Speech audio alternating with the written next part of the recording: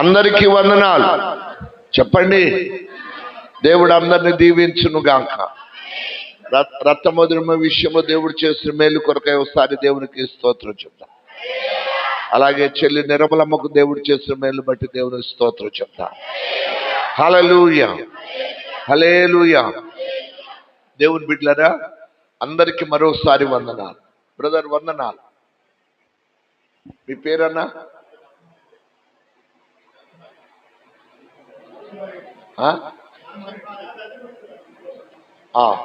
Okay, సంతోషం, వందనాలు, చాలా సంతోషం. దేవునికి మహిమ కలుగును గాక. హల్లెలూయా. అందరూ చెప్పాలి హల్లెలూయా. ప్రియులారా, వాక్యంలోనికి వెళ్దాం. దేవుడు వినండి అనే నాకు కనిపించేట్టు కూర్చోండి. సురేష్ కొంచెం ఇంకా ముందుకు రావచ్చు, చైర్స్ కింద కూర్చోగలరా? అనే మీరు ముందుకు రండి, నాకు కనిపించేట్లు ముందు చైర్లోకి రండి. క్రిస్టఫర్ ముందుకు రా, కుర్చీలు జరుపుకొని. నాగేశ్వర గారు మీరు ముందుకు వస్తే ఇంకా జరపండి. కుర్చీలు కనబడకుండా వేసుకున్నారు. కనబడకుండా వేసుకుంటే ఏం ఉపయోగం అన్న?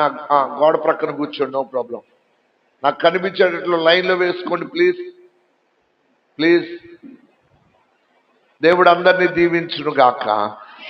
అందరూ చెప్దాము హల్లెలూయా, హల్లెలూయా. ప్రియులారా, దేవుని యొక్క పునరుద్ధానపు దినపు శుభాలు మీకు అందరికీ. ఆమేన్, హల్లెలూయా. దేవుని యొక్క మహోన్నతమైన కృప మనందరికీ తోడుగా ఉండును గాక. ఆమేన్. ఈరోజు దేవుడు ప్రతి ఒక్కరిని ఒక ప్రత్యేకమైన కోణంలో ఆయన దీవించబోతున్నాడు. ఆమేన్. గత రాత్రి మన అందరము ప్రార్థన చేశాం. సంఘం అంతటి కొరకై ప్రార్థన చేయడానికి తండ్రి సహాయం చేశారు. కొంతమంది మిస్ అయ్యారు.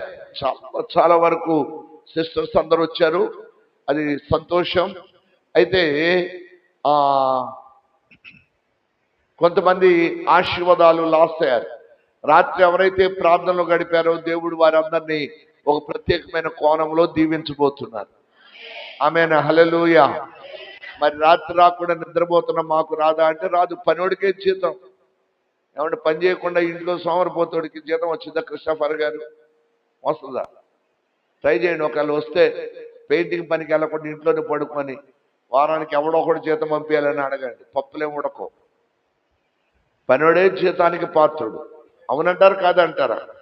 కనుక ఆశీర్వాదం ఏ గడిలో వచ్చిందో, దేవుడు ఎప్పుడు మనల్ని తాకుతారో, దేవుడు మనల్ని ఎప్పుడు దర్శిస్తారో మనము సిద్ధపాటు కలిగిన హృదయాలు ఉండాలి మనకి. ఆమేన్, హల్లెలూయా, హల్లెలూయా.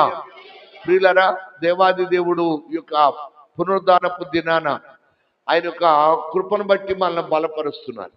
ఆయన మనతో మాట్లాడడానికి ఆయన ఇష్టపడుతున్నాడు. ఆయన మనకంటే ముందుగా, నేను మీకు ఒక విషయాన్ని జ్ఞాపకం చేస్తాను, వినండి. మనము ఆరాధన కొరకై ఒక నిర్దిష్టమైన సమయాన్ని కేటాయించినప్పుడు ఆ టయానికి తండ్రి మనకంటే ముందుగా ఉంటాడు. మీకు తెలుసో లేదు? మనకంటే దేవుడు ముందుగా ఆ స్థలానికి వచ్చేస్తాడు. అప్పుడు ఆయన మన కొరకై ఎదురు చూస్తూ ఉంటాడు. దేవునికి మహిమ కలుగును గాక. హల్లెలూయా. మాణిక్యరావు బాబు గారు వందనాలు. God bless you. మొన్న ఆయన మీద నాకు ఆయన కొట్టేయాలన్నంత కోపం వచ్చింది బావగారికి. నన్ను కొట్టాలని ఆయనకు వచ్చింది, ఆయన కొట్టాలని నాకు వచ్చింది. నాకు కూడా కలిగింది ఫీల్. మీకేనండి ఫీలింగ్ ఉండేది? నాకు కూడా ఉంటుంది. మీరు అనుకుంటారు పాస్టర్ కదా ఫీలింగ్ ఉండడం అనుకోండి. నేను మీలాంటి మనిషినే కదా. మీరు మాట్లాడగానే ఇంకొక స్ట్రాంగ్ కౌంటర్ ఇవ్వాలనిపించింది నాకు. కానీ సేవకులు కదా, కాస్త నోరుని చేతిని అన్నింటిని అదుపు పెట్టుకుంటాం. బావగారు పాపం నేను ప్రార్థనలో ఉన్నప్పుడు ఫోన్ చేశాడు. నేను ఎత్తలా. మీటింగ్లో ఉన్నాం మేము. ఎక్కడెక్కడ? సత్యనపల్లి దగ్గర అబ్బూర్ అనే ప్రాంతంలో ఉన్నా నేను. మంచి స్ట్రాంగ్ ఆ రోజు దేవుని యొక్క అభిషేకం ఫ్లో అవుతూ ఉంది. మీటింగ్ జరుగుతూ ఉంది. వాళ్ళు ఫోన్ చేస్తూ ఉన్నారు. నేను ఎత్తలేదు. సమాధానంతో అన్నాడంట, పాస్టర్ గారు మా ఫోన్ ఎందుకు ఎత్తుతాడారా అని. మొన్న కూడా ఎత్తలేదు అన్నాడట. నాకు అనిపించింది, ఒక్కసారి ఫోన్ ఎత్తకపోతే నువ్వు తిట్టుకున్నావు. నా ఫీలింగ్ చెప్తున్నా ఇప్పుడు ఆయన విషయంలో. మరి రోజు గుడికి రామని చెప్తున్నాను, ఒకసారి కూడా రాలని నేను ఎన్నిసార్లు ఫీల్ అవ్వాలి అని అనుకున్నా లోపల. రేపు ఎదురు పడితే అడగాలనుకున్నా. ఈరోజు మా బావగారు వచ్చాడు. దేవుడు మా బావని దీవించునుగా. చెప్పండి బావగారు. తోడేటి మాణిక్యరావు గారిని దేవుడు దీవించును గాక. ఆమేన్. హల్లెలూయా, హల్లెలూయా, హల్లెలూయా.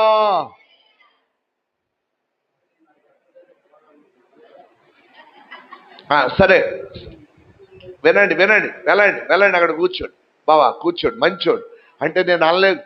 సరే, ఒక విషయం వినండి. మనకి ఎట్లా అంటే మనము మీకు ఒక ఫార్ములా చెప్పాలి. అందరు నా వైపు చూడాలి. ఈరోజు నేను రైజ్ చేయడానికి కారణం ఒక విషయం ఉంది. మీరు సేవ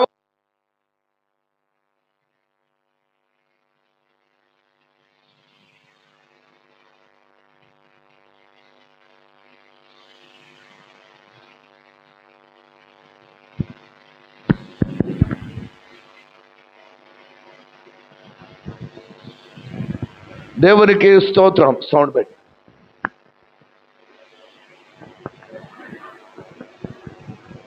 ప్రైజ్ లార్డ్. హల్లెలూయా, హల్లెలూయా.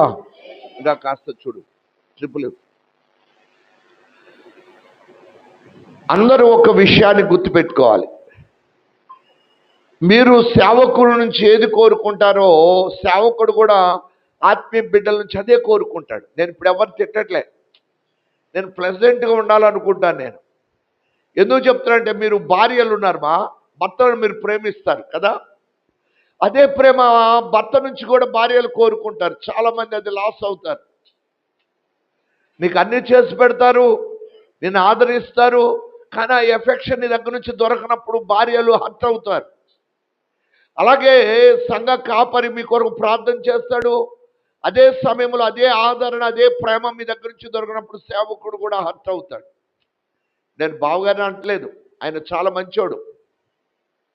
అయితే నేనేమనుకున్నానంటే, నేను నా లోపల ఉన్న ఫీలింగ్ చెప్పాలనుకున్నాను. నేను గాయపరచబడుతూ కాదు, అయ్యా మందిరానికి రా, బుల్లా సురేష్ శనివారం రా అంటాను. శనివారం రాడు మా కొడుకు, పేరు చెబుతున్నాను అనుకోవద్దు అసలు. మిమ్మల్ని పర్మిషన్ అడిగే మాట్లాడాలి, మీ పేరు చెప్పాలి. అయితే అంటే లోపల ఫీలింగ్. మళ్ళీ మీరు ఎప్పుడైనా రమ్మన్నప్పుడు నేను రాలేదనుకోండి, నా మీద అలుగుతారు మీరు. కానీ అప్పుడు నేను ఎన్నిసార్లు అలగాలి? సెన్స్ ఉందా? కొంచెం మనసు పెట్టండి మా, అర్థమవుతుంది. నేను ఎవరిని అంటే పిల్లలు కాబట్టి సురేష్, బుల్లా సురేష్, బుల్లా శాస్త్రి అని చెప్తాను, క్రిస్టోఫర్ అని పేరు చెప్తాను. కారణం ఏంటంటే, బిడ్డలు నాకు నా మాట వినే పిల్లలు అన్న సంగతి నాకు తెలుసు కాబట్టి వాళ్ళ పేరుని డైరెక్ట్ నేను ప్రస్తావిస్తాను. మీకు అర్థమవుతుందా? అలాగే మీరు అందరూ కూడా, నేను చాలాసార్లు సీత గారి రానక్కాయ అంటాను, నాయుడు గారి రానక్కాయ అంటాను, అలాగే మరిమక్క అంటాను, మట్టా మరిమక్క అని. కారణం ఏంటంటే, మీరు మౌనంగా ఉన్నా నేను మిమ్మల్ని కదిలిస్తూ ఉంటా. కారణం ఏంటంటే, నేను మీ దగ్గర ఒక చిన్న తమ్ముళ్ళలాగా ఫీల్ అవుతాను. నేను మీకు అర్థమవుతుంది. నేను ఏదో పెద్ద బిషప్లా ఫీల్ అవ్వను. I never feel like that. అయితే ఆ ఎఫెక్షన్ కోరుకుంటాను నేను కూడా. అలాగే సేవకులకు కూడా, నా బిడ్డలు నన్ను ప్రేమించాలని సేవకుడికి కూడా ఉంటుంది. గుర్తుపెట్టుకోండి, దీన్ని మనసును పెట్టాలి అందరు. ఓకేనా? ఆ ఎఫెక్షన్ ఉండాలి. ప్రేమ అన్నది వన్ వే ట్రాఫిక్ కాదు. అది అంటే ఇలాగ పోవడమే తప్ప ఇలా రావడం ఉండదు అని చెప్తారు వన్ వే ట్రాఫిక్ అంటే. అలా కాదు. మనము ఏ ప్రేమను కోరుకుంటున్నామో దైవ సేవకుడు కూడా అదే ప్రేమను కోరుకుంటాడు. సంఘం ఖచ్చితంగా దీన్ని మనసును పెట్టాలి. మా సేవకుడి దగ్గర నేను మనసారా ప్రార్థన చేయమని అడుగుతున్నాను. అయితే నా సేవకుడు చెప్పింది నేను ఖచ్చితంగా వినాలి. అర్థమవుతుందమ్మా? ఇది అందరూ జస్ట్ అది ప్రేమ ఏం కోరుకుంటుందంటే, ఇలాంటి చక్కటి రిలేషన్షిప్ కోరుకుంటుంది. కనుక నేను ఎవరిని రోజు గాయపరచడానికి చెప్పట్లే. అయితే నేను ఒకటి ప్రాక్టీస్ చేస్తా ఉన్నా, నా ఫీలింగ్ ఉన్నట్టు చెప్పేయాలని. దానినే యథార్థవంతులు అంటారు. బైబిల్లోనండి, ఊజు దేశమున యోబు అని ఒక భక్తిపరుడు ఉన్నాడు. అతడు యథార్థవంతుడట. ఏంటండి రాంబాబు అన్న, ఆయన ఎవరు? మాట్లాడండి. పెద్దబ్బాయి అన్న మాట్లాడండి.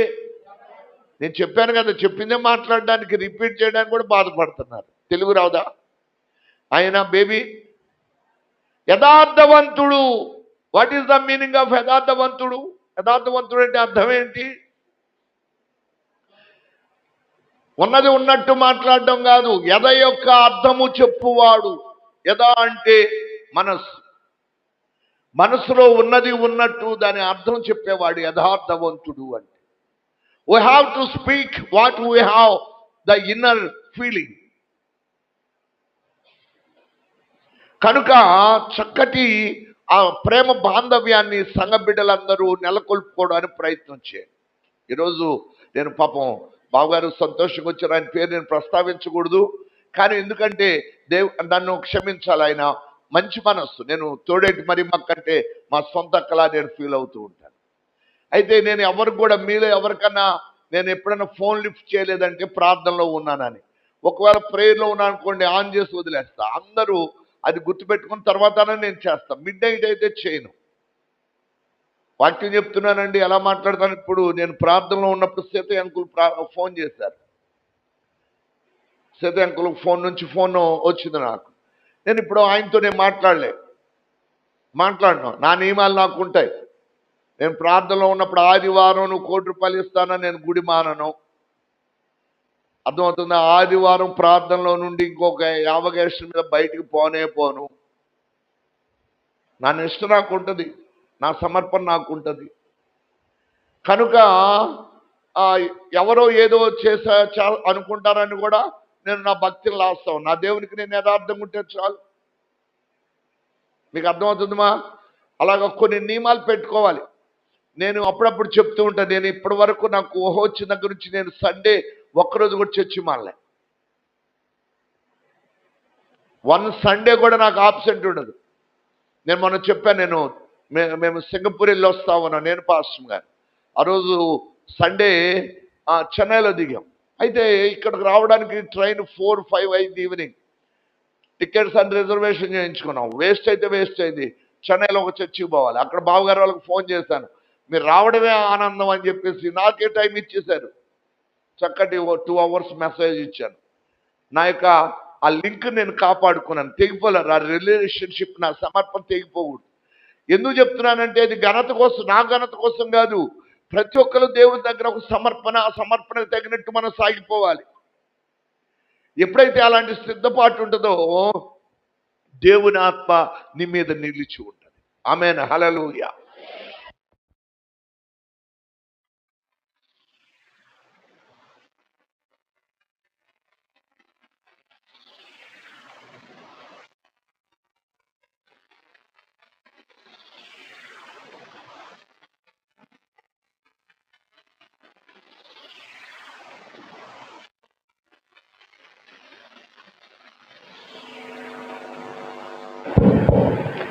మనము వాక్యంలోనికి వచ్చేద్దాం. క్రైస్తవ జీవితానికి ఉన్న ప్రాముఖ్యత ఏంటంటే ఇట్స్ ఎ లవబుల్ ఫెలోషిప్. ప్రేమతో కూడిన సహవాసమే క్రైస్తవ జీవితం. ఓకేనా? సరే, మనము సంతోషంగా వాక్యంలోకి వచ్చేద్దాం. నేను గత 4 వారాల నుంచి ప్రకటన గ్రంథంలో ఉన్న 7 సంఘాల గురించి దేవుడు బోధించమన్న సంగతులు చెప్తూ ఉన్నా. ప్రకటన గ్రంథంలో 7 సంఘాలు ఉన్నాయి. మొదటి సంఘము ఎఫెసు, 2వ సంఘము స్ముర్న, 3వ సంఘము పెర్గము, 4వ సంఘము తుయాతైరా, 5వ సంఘము సార్దిసు, 6వ సంఘము ఫిలదెల్ఫియా, 7వ సంఘము లవోదోకియా. ఓకేనా? అందరు నాతో మాట్లాడాలి. నేను చదవమన్నప్పుడు చదవండి. అయితే ఈ ప్రకటన గ్రంథములో ఉన్న 7 సంఘాలు మత్తయి సువార్తలో యేసయ్య పరలోకాన్ని ఉద్దేశించి ఆయన 7 ఉపమానాలు చెప్తారు. మత్తయి సువార్త 13లో పరలోకాన్ని గుర్చిన 7 ఉపమానాలు ఉన్నాయి. రెండింటిని ఇలా తెరచి ఉంచుకోండి. అయితే ఆ 13వ అధ్యాయంలో ఉన్న 7 ఉపమానాలు నేను మీకు జ్ఞాపకం చేశాను. మొదటి ఉపమానం విత్తువాడి ఉపమానం. విత్తువాడు విత్తనాలను విత్తితే కొన్ని త్రోవ ప్రక్కన, కొన్ని ముళ్ళ పొదల్లో, కొన్ని రాతి నేల మీద, కొన్ని మంచి నేల మీద పడ్డాయి. అయితే అవి 100 అంతలు, 60 అంతలు, 30 అంతల అభివృద్ధిని గురించి నేను స్పష్టంగా వివరించడం జరిగింది. తర్వాత 2వ ఉపమానం కూడా విత్తువాని ఉపమానమే. విత్తువాడు గోధుమలు విత్తినప్పుడు శత్రువు వచ్చి గోధుమల మధ్య గురువులు చల్లాడు, పరలోక రాజ్యం ఎలా ఉంది అంటాడు. అది 2వ ఉపమానం. 3వ ఉపమానం కూడా అది చెట్టును గుర్చినది.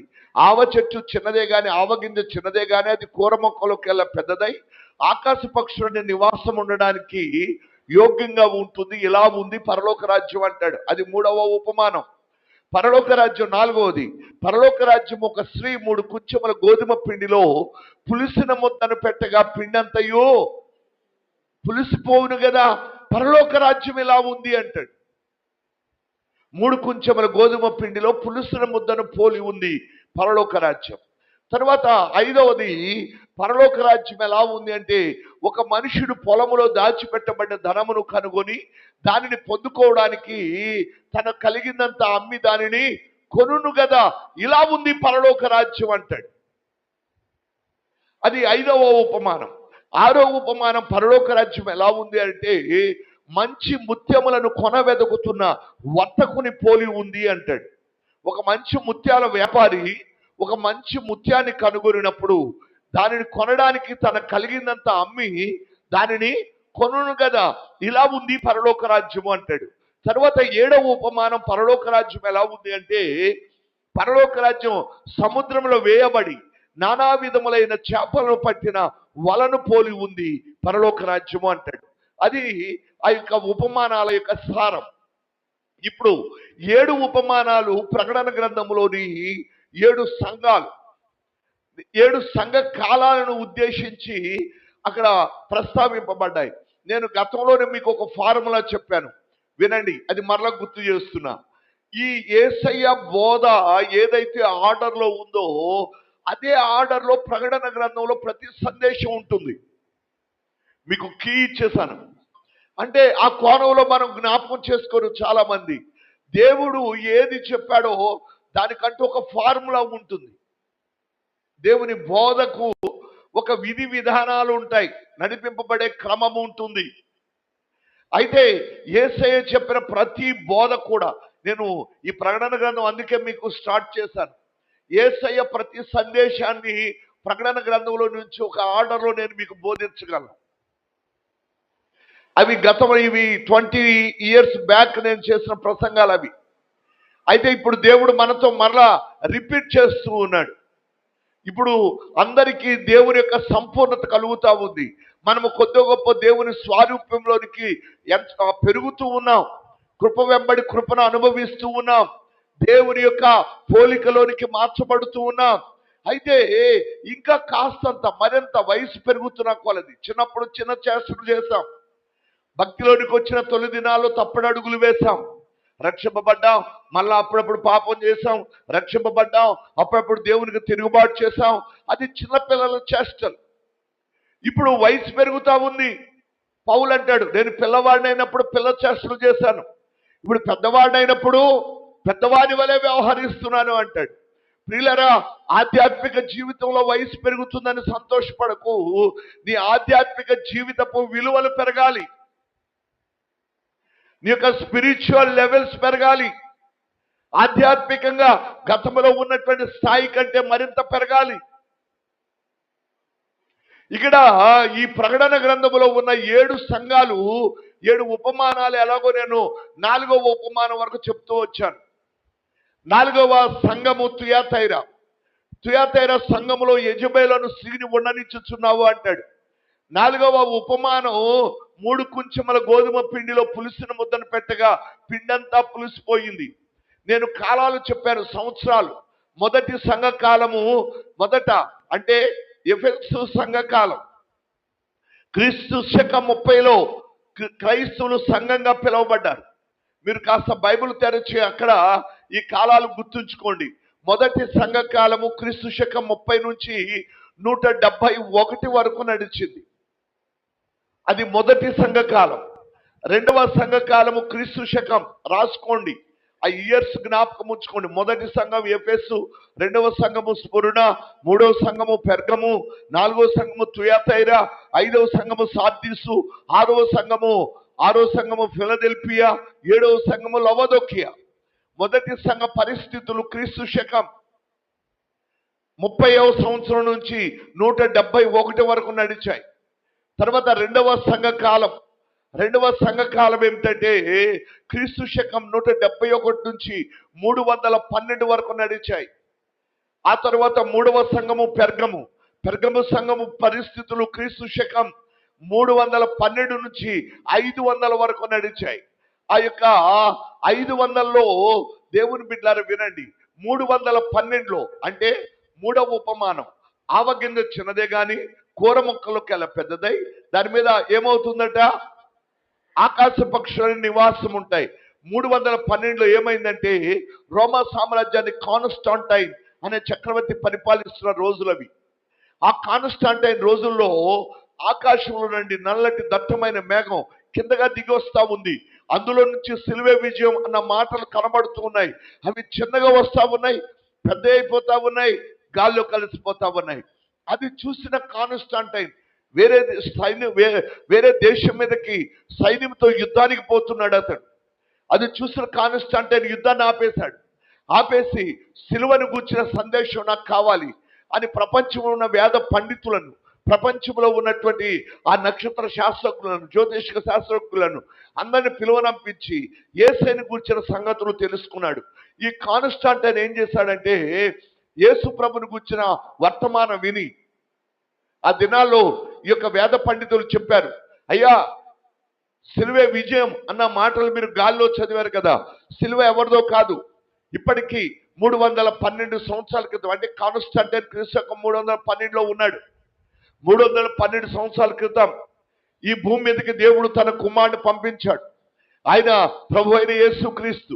ఆయన అన్నాడు, ఆయన పుట్టినప్పుడు దేవదూతలు వచ్చినాయి, ఆయన పుట్టినప్పుడు మహా అద్భుతాలు జరిగాయి. ఆకాశపు నక్షత్రం ఒకటి జ్ఞానులకు దారి చూపెట్టింది. ఆయన చాలా అద్భుతాలు చేశాడు. చనిపోయిన వారిని బ్రతికించాడు, గుడ్డి వారికి చూపునిచ్చాడు, మగవారికి నోటినిచ్చాడు, ఆహారం లేని వారికి ఆహారం పెట్టాడు.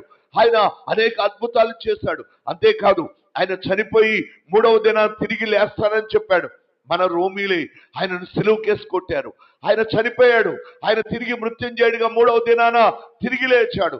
కొన్ని దినాలు 40 దినాల పాటు ప్రజలకు కనబడుతూ ఆయన అందరూ చూస్తుండగా ఆకాశానికి ఎక్కి వెళ్ళాడు. ఆయన ఆకాశానికి ఎక్కి వెళ్ళినప్పుడు దేవదూతలు వచ్చినాయి. ఆ దేవదూతలు చెప్పాయి, ఓ గలిలయ మనుషులారా, మీరు ఆకాశం వైపు ఎందుకు నిలిచి చూస్తున్నారు? పరలోకానికి కొనుకోబడిన యేసు ఏ రీతిగా వెళ్ళాడో ఆ రీతిగానే మరలా వస్తాడు. The same Jesus will come again in the same pattern అని చెప్పాయి. ఆయన మామూలు వ్యక్తి కాదు, ఆయన దేవుని కుమారుడు అనే సందేశాన్ని ఆ యొక్క కాన్స్టాంటైన్కి అనేక మంది వేద పండితులు అందించారు. దాన్ని బట్టి అతడు బైబిల్ 66 గ్రంథాలు రావడానికి క్రీస్తు శకం 324లో నైజ్దే అనేటువంటి సిటీలో, నైజ్దే కౌన్సిల్ అంటారు దాన్ని, అక్కడ ఈ యొక్క ప్రవక్తల గ్రంథాలన్నింటిని పోగు చేసి అతడు బైబిల్ 66 పుస్తకాలు వచ్చేటట్టు చేసిన ఆయన కాన్స్టాంటైన్. జ్ఞాపకం ఉంచుకోవాలి. ఆవగింజ చిన్నదై కూర మొక్కలోకెల్లా పెద్దదై ఆకాశ పక్షులన్నీ నివాసం ఉండడానికి యోగ్యంగా ఉంటుంది. ఇలా ఉంది పరలోక రాజ్యం అన్నాడు. ఒకసారి కాస్త ముందు జరుగుతారా?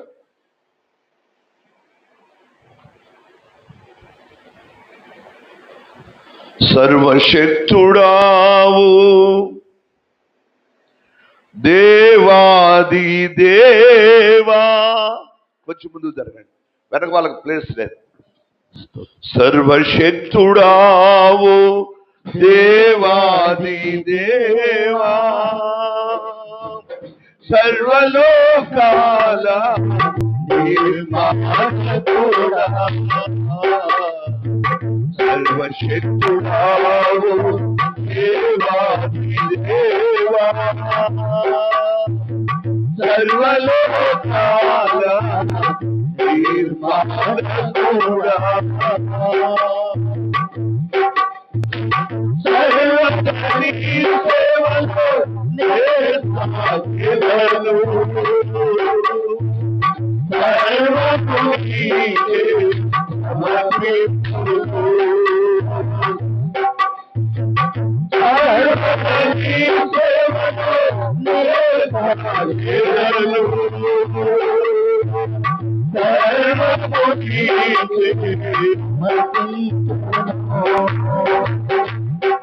నా జీవితము నీకే, నా జీవితము నీకే, నా జీవితము నీకే, నా జీవితము నీకే,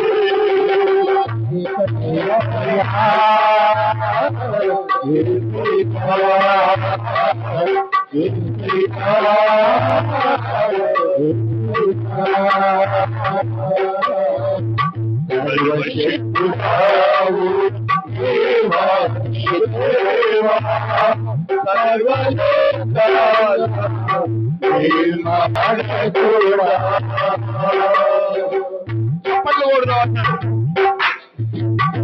నేను మన చప్పట్లు దేవుని స్తుతించాలి. అందరూ చప్పట్లు దేవుని కనపడతాం.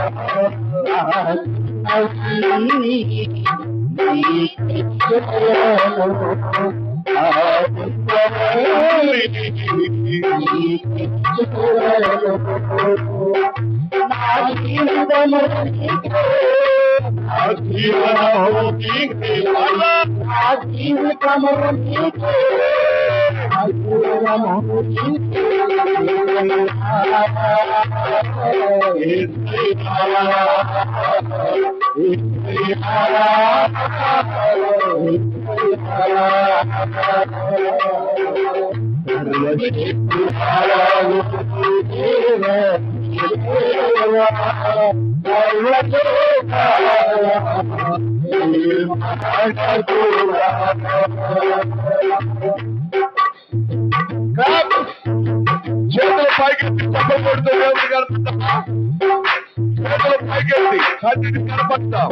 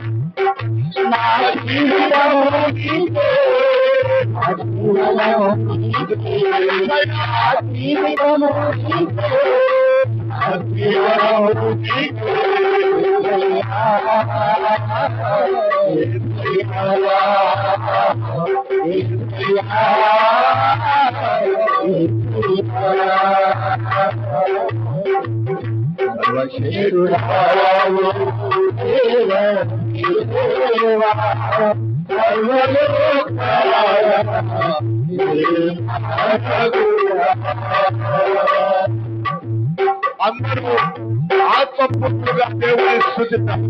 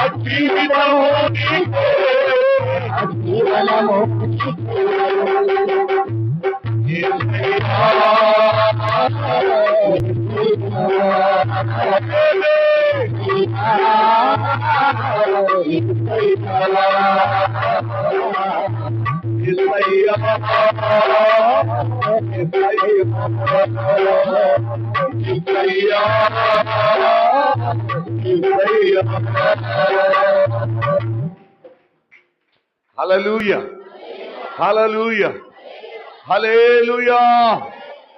దేవుని స్తుతించిన ప్రతి ఒక్కరిని ఆయన ఆశీర్వదించునుగా. ఆమేన్. హల్లెలూయా. ప్రియులారా, దేవుని ఆత్మ మన మధ్యలో సంచారం చేస్తా ఉంది. ఆమేన్, ఆమేన్, హల్లెలూయా. ఆయనను స్తుతించడానికి ఆయన సన్నిధానానికి వచ్చాం. బలమైనటువంటి ఆత్మ చేత మనము ఆయనను స్తుతింపబద్ధులమై ఉన్నాం. ఆమేన్, ఆమేన్, హల్లెలూయా. అయితే ఈరోజు దేవుడు తన వాక్కు చేత మనతో మాట్లాడుతున్నాడు. కాన్స్టాంటైన్ ఒక్కడే. ఆవగింజ చిన్నదే గాని కూర మొక్కలకెల్లా పెద్దదవుతుంది ఆకాశ పక్షులన్నీ. ఒక కాన్స్టాంటైన్ ఆ ఆకాశంలో సిలువే విజయం అన్న ఆ మాటలు చూడడాన్ని బట్టి అతడు ఒక ప్రకటన జారీ చేశాడు రోమా సామ్రాజ్యాన్ని. రోములో ఉన్న చిన్నవారి మొదలుకొని పెద్దవారి వరకు. అమ్మా, వాళ్ళిద్దరిని పంపించు. ఇటండి, మీరిద్దరు లేవండి, ఇక్కడ ఇటండి, ఇక్కడ రండి, ఆడికెళ్ళండి, ఆడికెళ్ళినానా లైన్లో కూర్చోండి. మా వినండి. అరే, నువ్వు చేతులు కట్టాలి, పక్కన వాళ్ళు కదిలేయటాలకి చేయకూడదు. నా కళ్ళు అటువైపు చూస్తున్నటువంటి ఇక్కడ కనబడుతుంది. వచ్చిన పెద్ద ప్రాబ్లం అది, నాకున్న సమస్య. క్రిస్టఫర్ గారు ఆయన చూస్తున్నట్టు ఉంటాను, ఇక్కడ ఎవరో చూస్తాను, వాళ్ళు కనబడుతూ ఉంటారు నాకు. కనుక కొంచెం నన్ను కూడా అర్థం చేసుకోండి, నా బలహీనతను అర్థం చేసుకోండి. మీరు బలవంతులు, మా సేవకుడు కాస్తంత బలహీనుడు, ఏదో కొంచెం సపోర్ట్ చేద్దామని సపోర్ట్ చేయండి. ఓకేనా? వందనాలు చెప్పండి. స్తోత్రం. హల్లెలూయా, హల్లెలూయా, హల్లెలూయా, హల్లెలూయా. దేవుడు అందరినీ దీవించునుగా. ఆమేన్, హల్లెలూయా. ప్రియులారా, కాన్స్టాంటైన్ ద్వారా అతడు ఆజ్ఞ జారీ చేశాడు. రోములో ఉన్న ప్రతి మనుషుడు, దాసుడు మొదలుకొని రాజు వరకు, ప్రతి ఒక్కడు మెడలో సిలువలు వేసుకోవాలి అన్నాడు. ఒక్క దెబ్బ కండి రోమా సామ్రాజ్యం క్రైస్తవ రాజ్యం అయిపోయింది. ఆవగింజ ఒక్కటే, అది చిన్నదే. కాన్స్టాంటైన్ ఒక్కడే, అది 3వ సంఘం పెర్గములో ఉన్న సంఘపు దూతకు ఇలాగూ రాయము అంటాడు. ఎఫెసు సంఘంతో రాస్తూ అంటాడు, 7 నక్షత్రములు తన కుడి చేత పట్టుకొని 7 దీపస్తంభం మధ్య సంచరించువాడు చెప్పు సంగతులు అంటాడు. స్మరణతో అంటాడు, ఇదిగో మొదటి వాడును కడపటి వాడు నయ్యుండి మృతుడై మరలా బ్రతికిన వాడు చెప్పు సంగతులు ఇవనగా అంటాడు. పెర్గముతో అంటాడు, వాడి అయిన 2 అంచులు కలిగిన ఖడ్గము కలిగిన వాడు చెప్పు సంగతులు అంటాడు అని చెప్తూ అంటాడు. ఈ యొక్క పెర్గమును గూర్చి నీ క్రియలు, నీ సహనమును నేను ఎరుగుదు. చాలా విషయాలు అవన్నీ నేను పోయిన వారమే జ్ఞాపకం చేశాను. ఇప్పుడు 4వ సంఘము తుయాతైరా 3 కొంచెముల గోధుమ పిండిలో పులుసుని ముద్దను పెట్టగా పిండంతా పులిసిపోయి. పరలోక రాజ్యం అలా ఉందట. అయితే 312లో రోమా సామ్రాజ్యం క్రైస్తవ రాజ్యం అయిపోయింది. 500 నాటికి పోపుల రాజ్యం వచ్చేసింది. పోపులు ఏం చేశారంటే, రోములో ఉన్నటువంటి ఆ క్రైస్తవులందరూ ఒక మతాధికారిని సెలెక్ట్ చేసుకున్నారు. ఆ మతాధికారికి పోప్ అనే పేరు పెట్టారు. ఆ పోపు చెప్పిందే చేయాలి. రాజు కూడా పోపు కింద, పోపు యొక్క స్వాధీనంలోనే ఉంటాడు.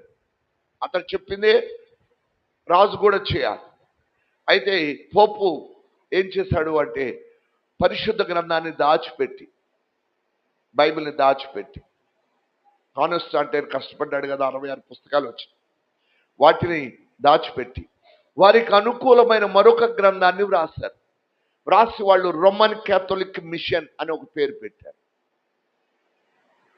పెట్టి ఈ బైబిల్లో ఉన్నటువంటి వాటికి వ్యతిరేకంగా 97 తప్పులు రాసి ఒక గ్రంథాన్ని ముద్రితం చేశారు. దానిని పవిత్ర గ్రంథం అని పేరు పెట్టారు. హోలీ బైబిల్ అన్నా పవిత్ర గ్రంథమే, పరిశుద్ధ గ్రంథమే. వాళ్ళు కాస్త చిన్న మార్పు పవిత్ర గ్రంథం అని పేరు పెట్టి అందులో లేని గ్రంథాలు చేర్చారు. బైబిల్లో నుండి 66 పుస్తకాలు వచ్చేటట్లు చేయడానికి కష్టపడిన వ్యక్తి, కృషి చేసిన వ్యక్తి కాన్స్టాంటైన్ నైజియా కౌన్సిల్ అనేటువంటి, నైజియా అనే ఒక పట్టణంలో ఒక కౌన్సిల్ పెట్టి క్రీస్తు శకం 324లో ఆ కౌన్సిల్లో వేద పండితులందరినీ, ప్రపంచంలో ఉన్న భక్తుల యొక్క ప్రవచన గ్రంథాలన్నీ పోగు చేసి మనకి ఇలా పరిశుద్ధ గ్రంథాన్ని ఇచ్చాడు ఆయన. దాన్ని పోపులు ఏం చేశారంటే ఆపేసి వాళ్ళకు అనుకూలమైన మరో 97 చేర్చి ఇందులో నుండి మళ్ళీ కొన్ని గ్రంథాలు చేర్చారు. పరిశుద్ధ గ్రంథంలో 66 పుస్తకాలే మనకు ఉంటాయి. అయితే వాళ్ళు పవిత్ర గ్రంథంలో ఏం చేశారంటే మక్కబీల గ్రంథం, మారేబీల గ్రంథం, ఎబూసీల గ్రంథం, ఇలా కానీ కొన్ని గ్రంథాలు చేర్చి ప్రామాణిక గ్రంథాలకి అప్రమాణిక గ్రంథాలు చేర్చి వాళ్ళు 3 కుంచాల గోధుమ పిండిలో పులిసిన ముద్దను పెడితే 4వ ఉపమానం పిండంతా పులిసిపోతుంది కదా అన్నారే. పోపులు చేసిన ఒక విచిత్రమైన పద్ధతి ఏంటంటే మన దేవుడు తండ్రి, కుమార, పరిశుద్ధ ఆత్మలు ఈ ముగ్గురితో పాటు వాళ్ళు ఒక కొత్త సిద్ధాంతాన్ని తీసుకొచ్చారు. మేరీ మాత అనే పులిసిన ముద్దను పెట్టారు. ఏం చేశారు? మేరీ మాత అనే పులిసిన ముద్దను పెట్టారు. అంటే మేరీ మాతను కూడా దేవతల లిస్టులో చేర్చి మీరు మేరీ మాతను కూడా ఆరాధించాలి అన్నాడు. దేవుని బిడ్డలారా, పిండి అంతా పులిసిపోయింది.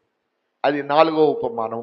ఒక స్త్రీ 3 కుంచెముల గోధుమ పిండిలో పులిసిన ముద్దను పెట్టగా పిండంతా పులిసిపోను కదా, ఎలా ఉంది పరలోక రాజ్యం అంటాడు. అదే 4వ ఉపమానం. అయితే అది క్రీస్తు శకం 500లో జరిగింది. 500లో రోమన్ క్యాథలిక్ మిషన్ వాళ్ళు 97 తప్పులు, ఇక్కడ అందరూ రోమన్ క్యాథలిక్ మిషన్లో చాలా మంది ఉంటారు. తర్వాత లూథరన్ నుంచి వచ్చిన వాళ్ళు, బ్యాప్టిస్ట్ నుంచి వచ్చిన వాళ్ళు, అప్పటి వరకు అందులో ఉన్న మిస్టేక్స్ని బట్టి కరిస్మాటిక్ అనే ఒక డినామినేషన్ స్టార్ట్ అయింది. It's not the denomination.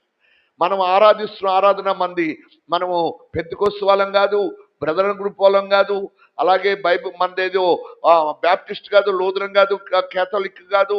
అయితే దీన్ని కరిస్మాటిక్ అంటారు. What ever Bible teach we teach that. Bible ఏమైతే బోధిస్తుందో దాన్ని మనం బోధిస్తాం. రాబోయే కాలం ఒకటి వస్తూ ఉంది. ఆ దినాన దేవుడే స్ట్రైట్ గా ప్రతి వ్యక్తితో మాట్లాడతాడు. ఆమేన్. హల్లెలూయా. చెప్పండి గట్టిగా, హల్లెలూయా. దేవుడే నాతో మాట్లాడాడు అనుకోండి, దేవుడు మీతోనే మాట్లాడాడు అనుకోండి, ఇక ఎవరి ఉపదేశం అవసరం? స్ట్రైట్ గా వి ఫాలో హిమ్, మనం ఆయన ఫాలో అవుతాం. సర్వభూమి కూడా వినండి, అంత్య దినాల్లో దేవుని మహిమ చేత నింపబడే దినం రాబోతా ఉంది. నేను ఒకసారి చెప్పాను, ఈ రాకడ సమయంలో చాలా గురుతులు, అక్కడక్కడ కరువులు, భూకంపాలు, యుద్ధాలు వస్తాయని ఇలా చదువుతూ ఉంటాం. అయితే రాకడ సమయంలో ఒక మహోన్నతమైన సూచిక క్రియ ఏంటంటే, ప్రపంచంలో జరిగేటువంటి ఒక సూచన. అదేంటంటే ప్రపంచం అంతా కూడా సర్వోన్నతుడైన దేవుని మహిమతో నింపబడి ఉంటుంది. ఎలాగంటే అనేక మంది క్రీస్తులు వస్తారు. అంటే క్రీస్తులు రావడం అంటే నేను క్రీస్తులు రావడం కాదు, క్రీస్తుని పోలిన జీవితాలు జీవించే మనలాంటి భక్తులు వస్తారు. ఆమేన్. హల్లెలూయా. దేవుడు భూమి మీదండి తన కుమారుడు అని క్రీస్తు అనే గింజను నాటాడు. యేసయ్యను భూమి మీద దేవుడు నాటాడు. ఇప్పుడు ఏ పంట నాటాడో ఆ పంటను కోస్తాం కదా. మీరు వరిని విత్తారు, ఏం కోస్తారు? గోధుమలు విత్తారు, గోధుమలు కోస్తాం.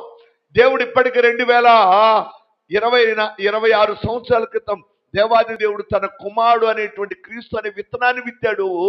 ఆయన అంత్య దినాన క్రీస్తు అనేటువంటి గొప్ప పంటను కోస్తాడు.